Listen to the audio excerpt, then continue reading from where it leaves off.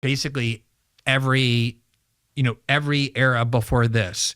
You have generations, basically since the creation of Israel. You can go back and listen to Harry Truman when the United States was the first country to recognize Israel, when Zionism was still very controversial as a new ideology. It didn't even exist until the early 20th century, basically. We talk about it now like Zionism is a religion. Nobody can question it. But, Zionism is a very new religion. There are a lot of religious Jews who think it's heresy, but, they're outnumbered. I've interviewed them on my show. But if you probably the worst accusation that you could stand accused of being guilty of in public life was anti-Semitism. People were petrified of it. I mean, you could withstand being called a racist more easily or any other, but anti-Semitism, being an anti-Semite, that was career destruction. And it's not hard to understand why. There are a lot of, very powerful Jewish people. This is just reality. I know people want you not to say it, but in banking, in Hollywood, in media, in politics, in education, in universities.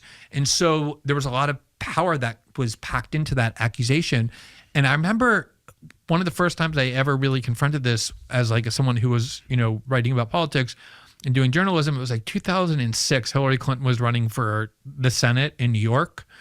And this was before the Hillary Clinton that we now know, the super mega establishment Hillary Clinton, who was Secretary of State, who advocated wars. This is the Hillary Clinton who people still thought was kind of the left-wing Hillary Clinton as she was depicted in the 90s when her husband was president, going back to her Vietnam years when she was a protester, feminist.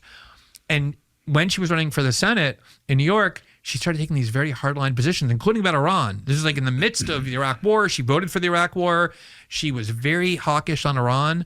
And she had this finance guy for her campaign named Hank Scheinkoff. And they had this neoconservative Jewish newspaper called the New York Sun. I think it's now defunct, but at the time it was a big neocon